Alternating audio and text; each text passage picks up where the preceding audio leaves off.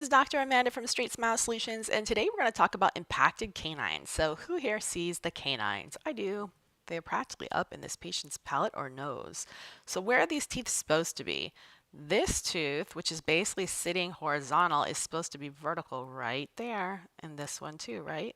It's supposed to be here. So, we've talked a little bit about impacted canines on our Facebook forum, but patients have a hard time understanding them.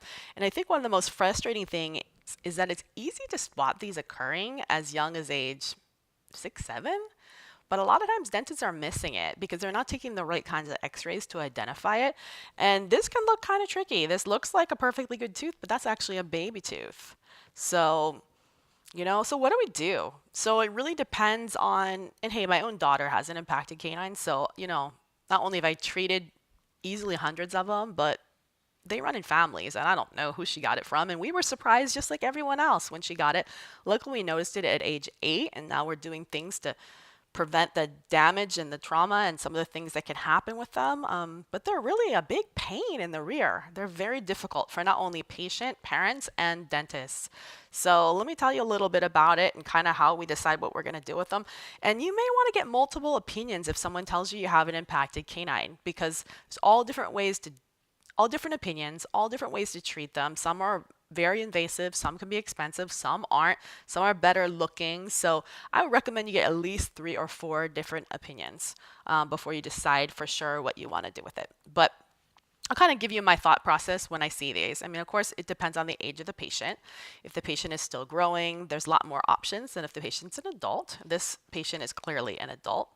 The other thing that we're going to look at is, are the canines buccal or lingual? So what that means is if they're impacted, they're stuck somewhere. So are they stuck on the front side of the teeth, like the side facing the bone facing the lip, or are they stuck in the palatal bone, the bone behind the teeth, the bone in your roof of the mouth? So they're in one or the other. Okay. So you can't tell from a flat 2D image where they are. I mean, we can have some idea.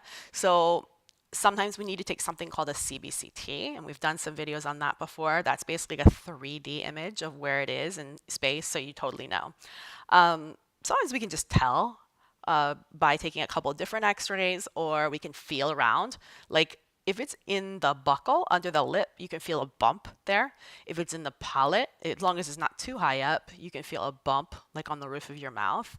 Sometimes it's starting to show through, sometimes it's starting to pop out. So we need to find where the location is, localize it a little bit more in a 3D plane. So most of the time it is in the palate.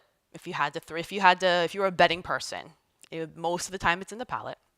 Although the ones in the palate are more challenging and do worse than the ones that are in the buccal. So if you have one that's in the buccal, it's actually a good thing. So that's a lot easier for the most part for dentists to get it down, and a lot more successful. But don't stress out if you have a palatal one.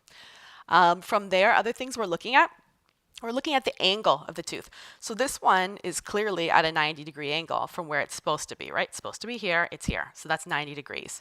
That's not so good. Ideally, angulation, I'd like to see it less than 20 or 30 degrees, just a little bit angulated or less, or vertical if it's impacted, but they usually aren't. Impacted ones usually are at an angle. So the lower the angle, the better, because the easier it is to get it up. What else are we looking at? We're looking at the tip of the canine, and there's a lot of research that goes behind this. So, and how much it crosses over where it should be. So sometimes you'll see them like here. They crossed all the way over here. That's not so good. So these are not bad because the tip of them is actually almost where it's supposed to be. So that's good. So not only are we looking at it, like we said, in terms of the angulation, but we're looking at it in this direction too. Like, where are they supposed to be and how displaced are they from where they're supposed to be? So there's all different things we're looking at. And then, like I said, the age of the patient. A little patient who's still growing is going to have more success than a patient that's full grown and done growing. So this patient is pretty screwed, if I have to say that. So this is going to be a very hard case to save these canines. I'm not going to say it's impossible, but you got to realize that you're going to have to go up there surgically. You're going to have to glue some stuff to these teeth. They're not going to come down on their own. You're going to have to take these teeth out.